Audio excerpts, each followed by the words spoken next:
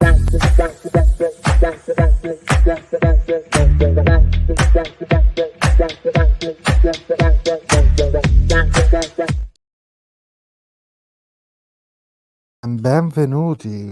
in a new episode of Fratelli di Rugby podcast on a Wednesday night. Mike, tanti auguri, happy birthday. Because Thank you, it mate. was I'm your old. birthday, so of course we have to. I'm old. Not Yeah. so old. Yeah, Young yeah. fella. No, I like I messaged you yesterday. I actually found a white nostril hair. I didn't even know those came in white, but now they do. Yeah, thank you very much. Thank you very much. Appreciate it. Yeah, mate. What a weird weekend. Wednesday night. What a bitter weekend, we can say. Every corner. We just saved by the bell with under 19, with a couple of tries scored by Alessio, big grand Alessio, but then was a nightmare weekend, let's say. Yeah. Results, injuries, hopes. So, shall we start from the first game of the week? I think. So, Yeah.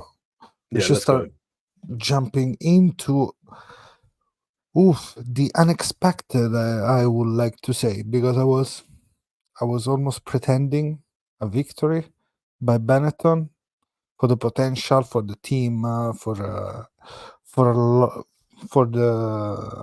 playoffs and for the playoffs. Yes, Yeah, absolutely. yeah. So that hurts more than the Zebre games, I think, this week. Yeah, and I think obviously we're going to go into it in detail, so I'm not going to sort of gloss over it, but I think Benetton in the first half and the second half were completely polar opposites. So yeah, I obviously watched it just yesterday because I was away at the weekend. I was watching the Quins game, but yeah, just unfortunate, right? It was the architects of their own failure by the looks of things. So I mean, what were your thoughts? Obviously you watched it live with obviously commentary from the WhatsApp group. What were your thoughts? Look, I thought in the first half the score the gap was really close between the two teams. Yeah, but I was thinking that Benetton was in control of the game, even if they didn't show up a lot of attack, something that it's probably the leitmotif of the season. But in general, I think was more like the lack of the good option to attack in the opposite 22 in the second half. Little bit of too many like decision, playing too quick sometimes the ball, and they like Scarlets try to keep staying there, and then a couple of silly mistakes, silly penalties. Now when Favoretto doesn't roll away, when Alafi doesn't roll away, of course that is gonna be against us, and then they scored. So in this way, probably put a lot of more pressure on Benetton for next game, and maybe he can propel more. But I think the first half was something like I posted in our chat, like also the stats at the end of the first half. It was pretty a draw, let's say, something more, but looked different. The vibe was different in the first half. That second half. Yeah, they definitely seem more in control, and I think there's an element where we really still need to develop our game management in situations like that, because the Scarlets grew into that game and we allowed them to grow into that game. Because like you said, although stats probably showed some parity, Benetton looked like they were in control for vast proportions of the first half, and then, like you said, discipline was horrendous in the second half. In the wrong areas of the pitch, in attacking areas, we were giving away possession, forcing play when there was a clear disconnect with regards to the backs and the backs and like the plays that they were set to play. So it felt like rust, and it's easy to blame that, but I definitely felt like the more cohesive group between the two teams looked like Scarlets come the end of the game. And you know what, like, you got to give them credit as well. Like, they stuck into the game. They made sure that it was a fight the whole way through, and at the end they probably deserved the win. So it's a shame from a Benetton perspective. There's a lot, to grow from that game. There was some new combinations played. There were some players that hadn't played in a long time the um, in the mix, and I think it's important for our team to those young players to get game time. Obviously, in an ideal world, they win these games and they learn to win, but also sometimes it's good to learn that these games aren't given. Nothing is ever given. No, So, nothing is like, given. As we saw in the last 3 games for Benetton, with when both teams now, because also Zebre play against Leinster. The Academy of Leinster, it's pretty quality academy, and also let's say the veterans of the team show up something, and they show again against Zebre, but they did the same against Benetton. Some players are we are expecting a lot from some of our players. I think Fikito is one of them.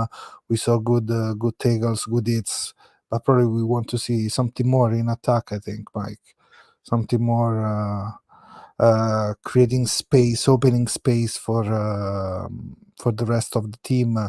That is probably a little bit missing. We didn't see a lot of Izekor during the first game, when we know if you put him in the right spot, and if you give him the ball, because that was the point. Ratave didn't get a lot of good ball to run, and invented completely to try moving yeah. in the right way. Isegor didn't get a lot of balls to attack, and the same happened to Mendy. Let's say those three guys more than everything. I just felt like, obviously, like I said, I watched it a little bit cold yesterday, but the one word that kept coming up, like when we were doing the attacks, and obviously they were pressuring the centres quite well. I think we just came a little bit predictable. I don't know when Benetton became predictable, but maybe you give Scarlets credit for doing their research and doing their homework on Benetton, but it felt like in attack they sort of knew what we were going to do. They knew that the ball was probably going to go to certain people, and they just sort of weathered that. They put their bodies on the line and they sort of weathered that. So for me, it just felt like you said, if we're going to play a predictable game, you have to play a predictable game based on like power runners or something like that, something so that even if you're prepared for it, there's still little you can do. But if we want to play an expansive game, we have to make sure that there's these little, either it's very, very concise, sharp, the execution is very, very good, which it wasn't, or there's people that can turn something into nothing. And that's where I think, you look at like Umaga, you look at Albanos, you look at those sort of players in general, and those are the players that we look to. But also, like, maybe the halfbacks, we should be looking at those a little bit more. And I thought Uren had, frankly, I don't think he had the best game. There's a lot to. And also got busy when they came in. We saw some the shadow, the phantom of Varney now with the stopped box Yeah. kick a couple of times, and Yeah. that of course is not gonna help. But the decision also to kick sometimes with Albornoz and Umaga really deep in the field when there was space to be attacked in a different way, still with the kick, but maybe a cross kick was something better. Something that we saw maybe trying from Zebre this last week against Leinster, some kind of chip behind there for the wing. They were maybe an option to stretch more them, and because at the end, Scarlets was like Fifita attacking, Luisi attacking, couple of pass more, and then scramble in attack. Nothing so so clever, nothing flashy from them. That's why probably the defense was good in the first half. It was in control, also because there were 2 or 3 attacking platforms for Scarlets in the 22, not used because the lineup was poor by them, and so Benetton was lucky. But okay, now it's trying to move forward because it's not off the playoff, as Phantom is asking here in the YouTube. No, because next week, like this weekend, Big game is next gonna be week. Well, is gonna be key because it's in Treviso, first of all, and it's against stronghold. Connacht. Yes, and Connacht Treviso, that is like a play in, play out. Let's see, in that way. And there is Lions against the other team this week, and I'll tell you in 1 second. There is Ospreys Emirate Lions too. So everything is gonna change around those position for next week, and then we're gonna understand more.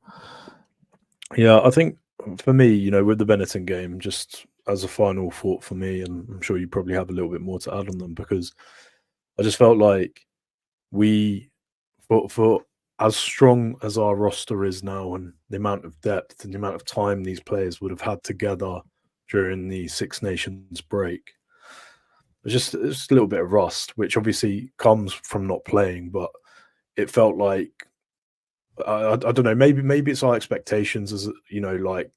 Oh, the expectation, of course, they were right. We expected to win that game, and it's sad to see a game like that, which was incredibly winnable for us, slip away. So hopefully, the boys take something out of that, because it wasn't a great viewing for probably wasn't a great viewing for a neutral, let alone Benetton neither, or of course. Benetton. No, Anyway. then of course there is the passion, because at the end there was the non-try, and then they scored at the end with a driving maul. So there was a little bit of action at the end, but it wasn't like, it's not a game to remember. It wasn't a classic, was it? It was just no, it's not a classic. Yeah. You know what is classic in a certain way? This game reminds me a lot of the Benetton versus Emirates Lions last year, in the same period of the time. Sadly, that was for me the vibe at the end. Some in control. No, it's gone. Oh, it's gone. So yeah. But hey, we are lucky because this weekend is gonna be full power. Benetton, more rested players, and on the opposite side, Bellam and Bundeagi are not gonna be in the team for Connacht. Okay, we got the national team boys back next week as well, don't we? Absolutely. So maybe Lamaro, Seb, thinking Cannone Ruzza too. So Menoncello, Brex. Menoncello, guys. Menoncello, Brex. Let's see who's gonna be the combination next weekend. If it's gonna be a Menoncello, Brexoncello, Menonchex, or something with Fekitoa in the middle. That is interesting. All right, boys. I'm gonna trademark this now for the future. When the national team partnership is Dragoncello, we need to make shirts now ready for that amazing time where the two. Well, they played under 20s together, didn't they? Dragoncello is a must. It's a tarragon. The Dragoncello. The question to close this first game. And now it's time for the unsung hero of the week for Treviso. Thing is, I even knew you were going to ask this, and I sort of struggled whilst watching the game, knowing that I was going to have to pick one. I think, I mean, you can't really look past, like, he's not unsung, but you can't really look past the work that Ottavio did, both in attack and in defense when he needed to be. I thought he was very good. Yes. but he's not really unsung. So I'm going to pass this one to you. I've got a strong one in my head for Zebre, so I'm going to pass this one for you. Okay, so unsung hero where Radave played really well, but I think I'm going with Snyman, with the captain. Work in the middle, I liked a lot. One jackal from him, so with Ellis Nyman, I'm going this week. But of course, Radave was nice to see him smashing people on those box kick. Yeah, Like, his defense. I mean, the try side, it was a nice try, but like the try side, it was the defensive work which impressed me. Like he's a short man, but he's incredibly powerful. It's nice to see him like a classic use it, you Fijian. know? Yeah. Like obviously he's just an animal. So very lucky to have him. So do you want to talk about Zebre? Of course, let's go there because we had the Lorenzo Pani on Monday. So if you are an Italian fan, or if you want to put subtitles, or if you want to learn Italian, this is your opportunity, because you can find the new and last podcast with the Dragon Slayer for real, because he scored against Wales, and it's the second time that he jumped on the podcast. We had him after Uruguay's game where he scored, and now after Wales, and he goes through analyzing how he scored that game, which one was his idea at the beginning, where to go to slide on the outside, and then changing because he saw Josh Adams coming. So he spoke a lot about that, about we did the game of the pyramid, which is, I give him a 5 out of 6 fullbacks, and then he chooses the best. And I'm not gonna tell you which one is, because you have to watch the episode. Watch the clips. Watch the episode.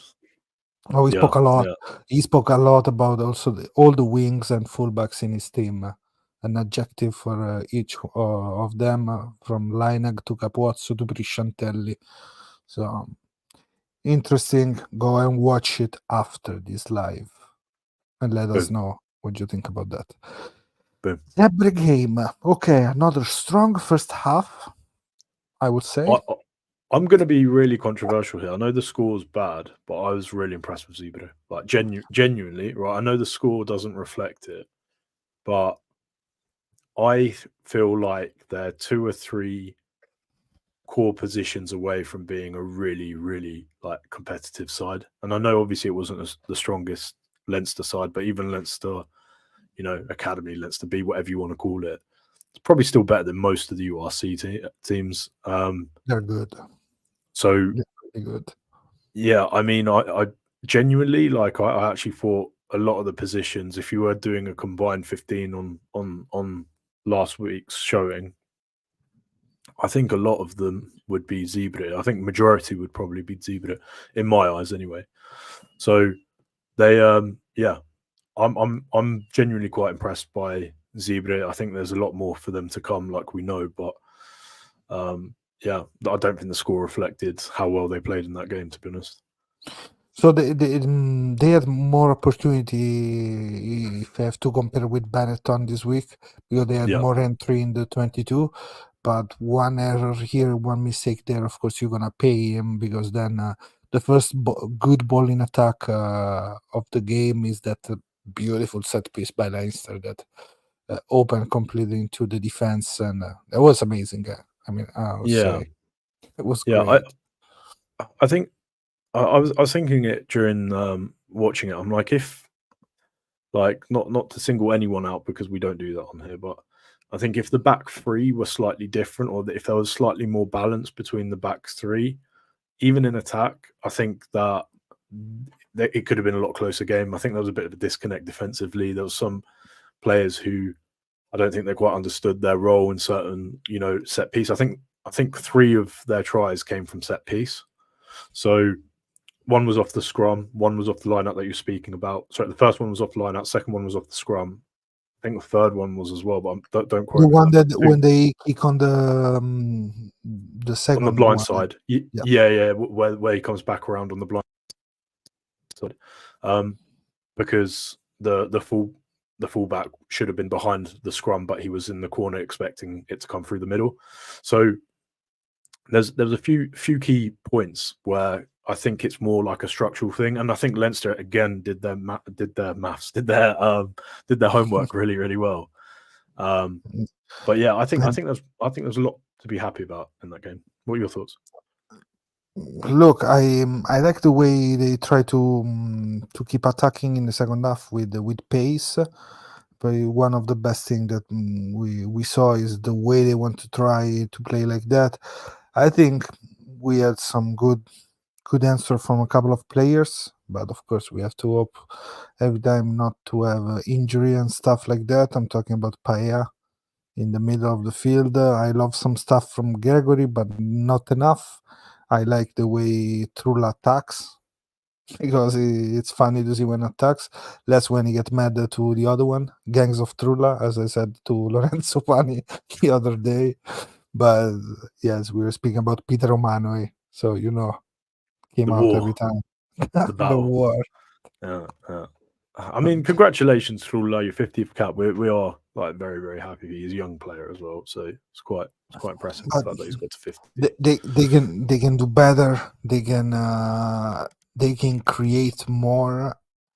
Like without that frenesia, how you say frenesia? Frenetic? Frenzy. Yeah, Frenzy. Yeah. Sorry, sometimes too frenzy, but you see the lines are good. And of course, maybe with a Prisciantelli balance behind is a little bit different. He's playing really well, Prisciantelli, as a 10 too. He is. And also, he looks like he's put on a bit of weight. He looks good. Looks like he's put on some like maths, which is good. But yeah, I think I agree. I think new player for Zebre for the next 2 years, which is big. open to speculation. This situation, Mike. I think if he was planning on going and playing elsewhere, I think we probably would have seen him at the Jaguares next year. To be honest, because I don't think they haven't claimed a fly half yet, have they? Is Sanchez still playing? Is he still knocking about in his? No, but now for now, Contepomi said, yeah, they are under the radar. Some of them, Albornoz, Prisciantelli seems to be one of them too. But who knows if he's gonna get picked, because they're gonna stick with Mike Santi Carreras for the next at the beginning of the new cycle, let's say. So wait, has he been signed away from Gloucester for next year then, Santi? No. Santi Carreras is still at Gloucester, but he's gonna be the guy for Contepomi for the Argentinian team that is gonna play 10. So of course there we have Albornoz. We have on one side, and we have Prisciantelli on the other one. The fact that Prisciantelli played 2020, 22, I think. Yes, 22 against Georgia.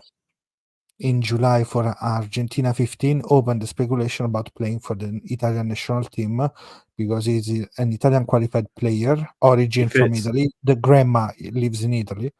Yeah. And he can play after July of the next year with us.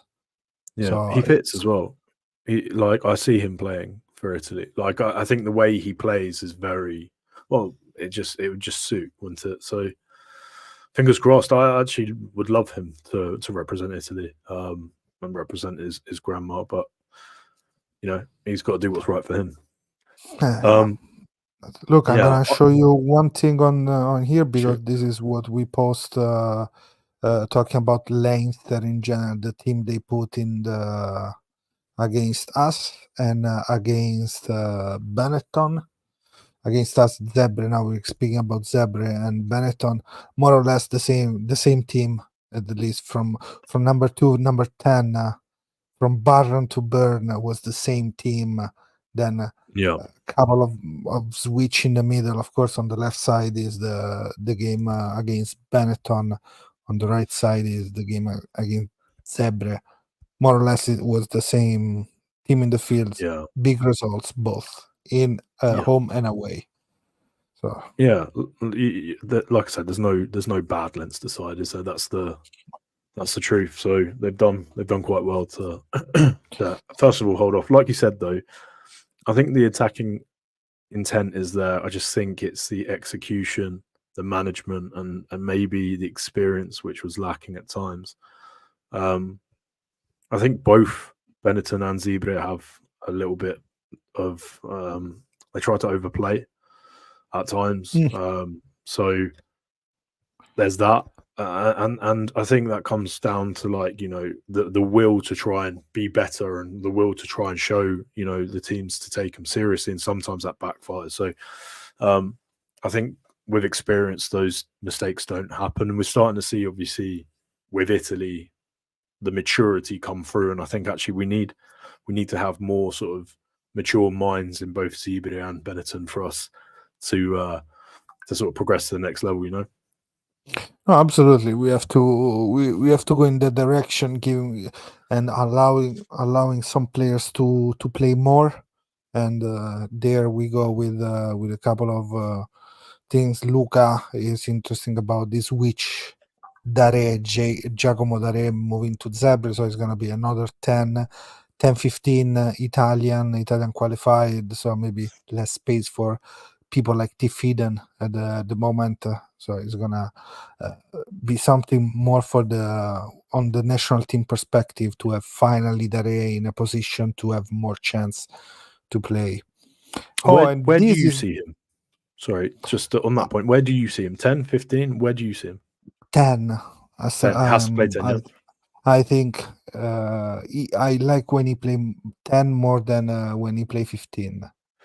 Cool. I think he has good ideas as a 10. He is a good scanner of the field, but we don't see them playing many times. But of course, he has to run more, I think, because with the Zebre style, looks like different the way the approach on attack. More straight. Just to plug it one last time, if you guys haven't watched our Toa Halafihi interview, he says that it does stuff that no other player can do in the national team. ... So take what you will from that. He didn't go into too much detail with us off air either. So it's like a cliffhanger. We'll see what he can do when he joins. Kalex, welcome in the YouTube chat.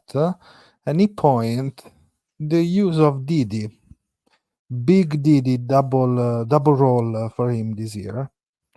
Is it now the moment to play Duvenage Uren? Is it next game the one for you, Mike? What do you think? I think Uren needs minutes in his legs, because I think he's suffering from a bit of rust. So Uren 100% needs to be on the team sheet. Didi would have given that experience, would have those 20 minutes at the end, kinda. Yeah, just to sort of see the game out. Again, we were talking about sort of the maturity. He's more than just a experienced scrum half. He brings that sort of level-headedness and that maturity and that game management, which I feel like we lacked quite a lot with Benetton at the end of the game. So yeah, absolutely. I think if next game is a really important one, I think I would say we'd start Duvenac and we finish with Uren. I'd say that's probably. Actually, I don't know. Yeah, but I would. You prefer them than Garbisi? Yeah, because obviously Duvenac, we know what he can do with the box kicking. We know his game management, like his kicking in general, is very, very good. And if we're trying to hold on to a win, he can see the game out. Whereas I think with Garbisi, I think he's just a little bit more unpredictable, and it's a must-win game next week, right? So I don't know. I would personally maybe go, Uren DD, I think. Question for you and for Kalex. Now Luca, Phantom, Danielle, etc. With this Alafi playing in this way, are you gonna put him as a? Sorry if we go back on the Benetton team, but now it's interesting. You're gonna play Alafi 8 next game or Cannone? from the beginning. Toa's Think about busy. Lamaro in the field and Negri on the field with 6 and 7 covered. Number 8. Toa's busy. Canones as well, though. That's a toughie. I would say. Who are Benetton playing next week? Sorry? Who are Benetton playing next weekend? We said, oh my God, Connacht. Sorry, not next week. It's this weekend. Next weekend. The weekend after. Yeah. Oh my God, is Challenge Cup time. Oh, okay. Yeah. Then yeah. Fine. So Cannone. Yeah, I'd probably start Cannone. Yeah, but Toa's playing really well. To be honest with you, like I wouldn't be mad if I saw Toa start. Personally, like I think he's playing really well. Minus, like you said, like a silly penalty where he came in at the side and in the wrong areas of the pitch. Mate, he's such a complete player. Like he's such a complete player.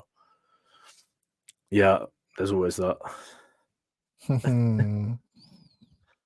Domenico, sorry. Oh no. Let's go back to the Parma game. Of course, next weekend, Pasqua, Italian Easter.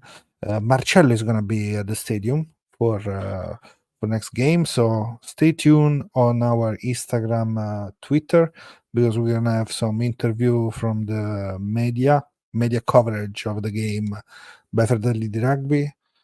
So it's gonna be something cool to see there with a couple of players on the microphone with March. So yeah.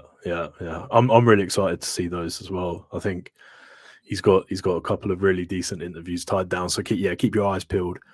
March is super excited as well, which is always great. So we're happy to see that. I was gonna say back to Zebre. We were talking about it.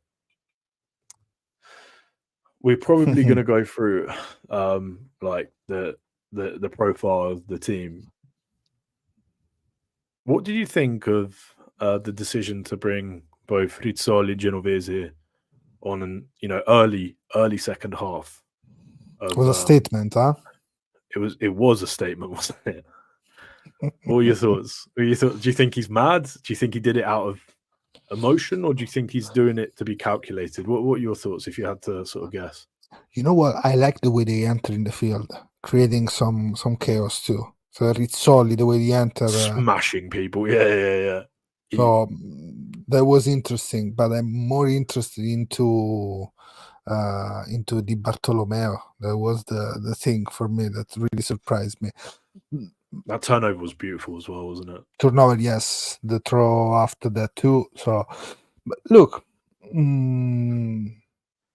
was the right moment maybe to change in that way. I don't think the issues in defense in general came from them. So at the end, I like it because we want to see those players active in the field, ready to, in case a Pitinari Asa, they can come back in the field.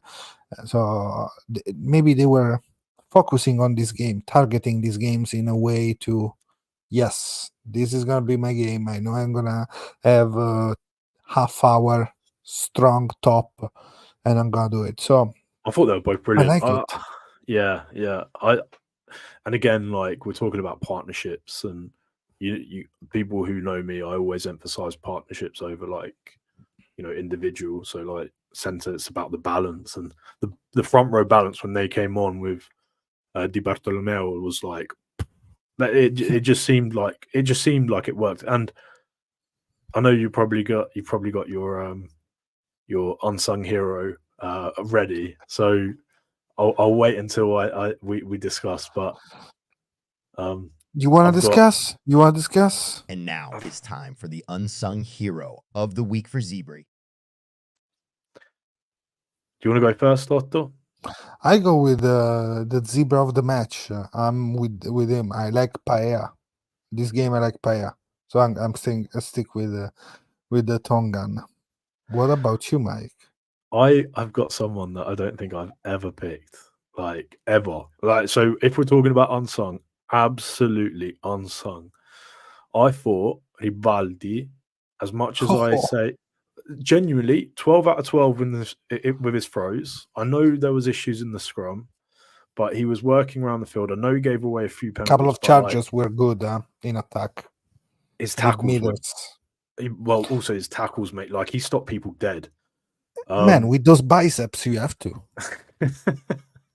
Yeah, biggest biceps ever. Yeah, no, he like, I said in the group chat, sort of tongue in cheek, I said, I hope he spent the past 8 weeks, 6 a.m. to 6 p.m. throwing a ball at the crossbar. And he, you know, a lot of them were admittedly, you know, like near the front of the, you know, first, second pod. But the couple of occasions where he went third pod, they were accurate as well. Like, that's the one thing from his game that really, really let him down. And it seems like he's been working on it. So I just want to highlight that. Credit where credit's due. 12 out of 12 throws. Good on him. Ribaldi, a.k.a. tribal bicep Ribaldi. With the tribal, really 90s. Yeah. Do you remember those tattoo? Yeah, yeah. They works. Let's see what I read here. Ribaldi has long arm like Crevi. Like Crevi has long arms too, right? And then the orangutan, of course, too. But Crevi has the same long arms. Interesting, because these next weeks are going to be crucial to understand more about where this team is going. This team, the franchise, about like rugby market. Because now we said Garcia last week, Rishantelli too. On the opposite side, we're gonna see who's gonna leave and who's gonna stay. Can we speculate? Let's go with speculation. A couple of speculation. Good to do. So I think we spoke about it on the podcast. I don't know, like maybe months ago, but I feel like we might unfortunately have started a rumor about Drago. But let's say that, right? I think Drago going to Zebre, like, is being, you know, suggested, is positive for both parties in my eyes, and this comes from me saying that I would love Drago to stay at Benetton, but he needs game time. Like, he needs game time. And we need to make sure that he's getting game time, same way that Dare deserved game time, and we need to make sure he's getting game time. And I think Morisi, working under Morisi, again, just sort of learning from him, I think that'll be massive benefit to him, because Morisi's got, 1 year left on his contract? Yes, the option for another year, yes. Pani was speaking really well about Morisi leadership, how he came in the team. So yes, as a center, probably it's gonna be interesting to see them too. Yeah. Look, I mean, what are your thoughts? No, but it's a win-win situation. You can say like that, but at the end, it's something that you want to see, like in a different, also in sometimes a different environment change a lot. No, like we saw with Pani wasn't ready at Benetton. He was success to leave. He left. He changed his switch, and it was great in the last two weeks. And thinking about giving quality players in general to the team. That's why, for example, I don't agree with this, because struggling for me means challenging each other. So if one is not being good, you don't have to go on this guy here that you're mentioning, Phantom. You can go on somebody else. So if Eden is out, is not playing well, okay, no problem. But you have two good players ready to fill those boots. So also injuries happen. Injuries happens, of course. You know, like, what we don't want to be in a position is we're forced to get like a medical joker and stuff because there hasn't been any planning. And also, like Otto said, the most important thing when you have competition for places is the fact that the standards are being driven. Yeah, you raise the bar in some way. Yeah. Look at Italy as an analog, right? If we look at Italy from 2000 let's say 2014 to 2019, the players, regardless how they played, were going to get picked the following year because we didn't have the depth, we didn't have the player pool to have them constantly challenge, and we didn't have the infrastructure to improve the players that were coming through until 2017. So you look at those players, right? There's certain players, no disrespect to them, and I'm not, going to mention. I have no idea how they got caps for Italy, and what we don't want is to fall into the same bucket with Benetton and Zebre. Now we have talent pool. Now we have competition pushing through, and we need to start looking at like positions that we want to improve, and we need to start filling those out with more competition to make sure that everyone's working their ass off to get better. No, I agree. Totally agree. And this is probably also the different, like, you have to fight for that spot in and the competition is not always toxic. It's something that help bringing you up. Something I asked to Aimona about our depth. Sure. Bless him. Aimona in some areas of Italy, if you say that, Aimona. Oi, Luca. Something else. Luca. Ask Mauro, mate. That's the person you want to ask about depth, mate. Yes. Mamma mia. The About hybrid. depth. The original hybrid. The original hybrid. He's Absolutely. original. A couple of things, Mike. We said this last week. So I said that I want to see one of a rugby player, an Italian rugby player, in a competition for another sports. And I said I want to see Pasquali pushing a bobsledge at the Winter Olympics for Italy. Love it. Because we love it. So which one is another player that you would like to see playing a different sport? I was going to cop out and go and say Ruzza played basketball because, like, I think he played it growing up. But I would like to see.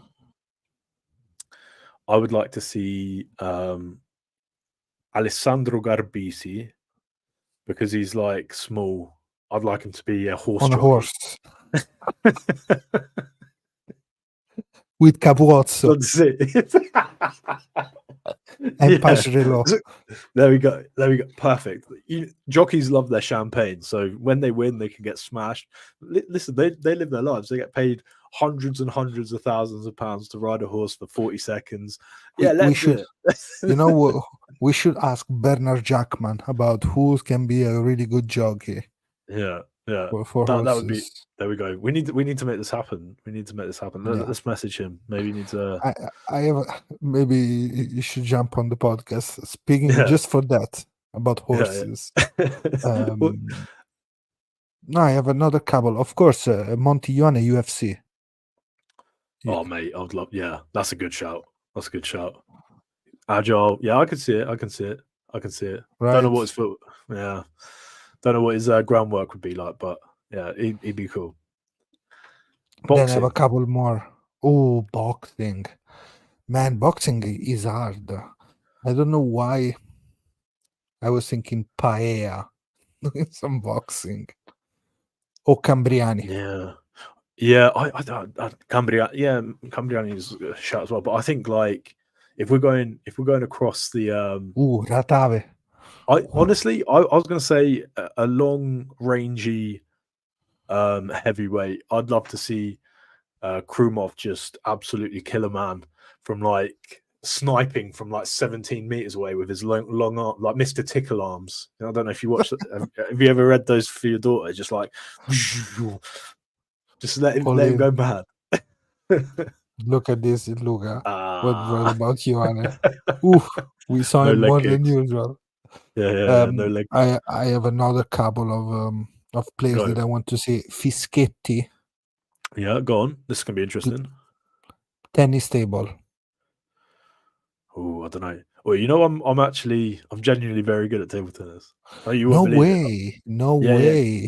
I'm genuinely very, very good at table tennis. But You like won't believe me. how you pick the normal like this, or you put Yeah, it yeah, like no. this? Normal. I'll slap people about though. Ah, I'll slap people and about. hey, and then Varney golf for golf at the Yeah. Masters. Well, the link you sent me for the Gloucester media bit that he did. Oh yeah, in the summer we were playing golf. Yeah, fair play. Oh, ping pong Petretta sounds good. Ping pong Petretta. Yeah. I'm trying to think. There was. Let's think of. Yeah, I want to think of one more before we call this, and I want to say I'm going to ask you. You ready? Go, Right. You go. already said Pasquale. What would Hassa do? Who has a? How you call that? Oh my God! Lancio Shot del put. peso. Yeah. Lancio del Shot peso. put. The round ball. Boom. Yeah. That is. Yeah. Mate, he is. I genuinely again, like, just to go back to the series for a second. He's getting better and better every game. I know there was issues in the scrum again, but like converting to loose head's going to take time. Mate, I like him. I think he's going to be a very good player for us. Long run. Momo Asa, Yeah. Spagnolo and Di Bartolomeo, the winning Serie Elite top 10 of Italy a couple of years ago. That was the front row of Petrarca Padova. Nice. And if you look at Minervino, the way he played, the hooker prop, and Gonzalo Hughes, those two players from Serie Elite, you will love it. But now we're going to see Cuminetti, all the stuff. Yeah. Busy people, busy players. And then Ferrara is really good too with Colorno. He's playing for Colorno. Just a quick one, because I did go see Quinn's Saracens. Congratulations, Marco Riccioni. Yeah. I was messaging him on Insta, and he was, I was saying, don't be like, I was like, good luck, but not too much. Didn't need it in the end. Didn't need any luck. Just walked over Quinn's as if it was nothing. But yeah, no, congratulations. He was better. I saw him playing really well. Mate, he was amazing. He was, and you can see good tackles, good bouncing around the field, active. He looked healthy as well. Like, you know what I mean, as a player, when you're looking them warm up and you can see the intensity, and he looked good. He looked professional from the minute that he stepped onto the field. When he was doing his warm up, everything, it was just all very calculated. Afterwards, all the coaches came over to him, were patting him on the back, saying, well done. Like, literally everyone like walked over to him. So clearly there was maybe some anxiety or something. I don't know if he said it, but like they all came and they were like, just really, you could see that they were really happy with him. Well, he was missing since November, so there were 3 months. We were expecting him to join the team Italy too. So yeah, he's been missed, hasn't he? He's been missed. And then on the other side, obviously commiserations, Lewis. Obviously, there's it's never nice, losing like that, let alone to your rivals. So it's gonna be a toughie. Phantom, shoot the question about the summer tour. Fire out before we wrap it up. Let's see. Summer tour, 3 games. Let's repeat. Japan, Samoa, and Tonga. No Fiji at the moment. So those 3 games are going to be the games that we're going to play in the Pacific.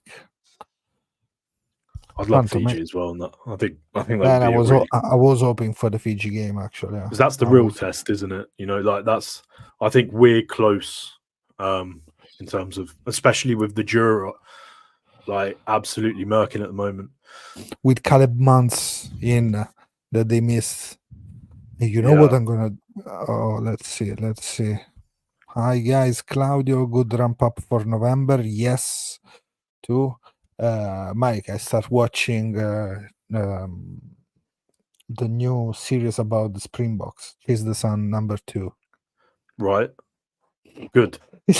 It's pretty. We were speaking about the Barnes being bad for Italy. Look at us, Erasmus. The first 5 minutes. I can imagine. Yeah, I'm surprised he doesn't go and just slap people. Like just come through. Like I saw the clip where where he's like, "You're fucking liars." Like just I love that. That's funny. Man, but it's really cool. It's really cool. You know how much I love South Africa. Yeah. But That's no, it's good interesting. people. Like really straight to the point. The coaches sometimes. Yeah.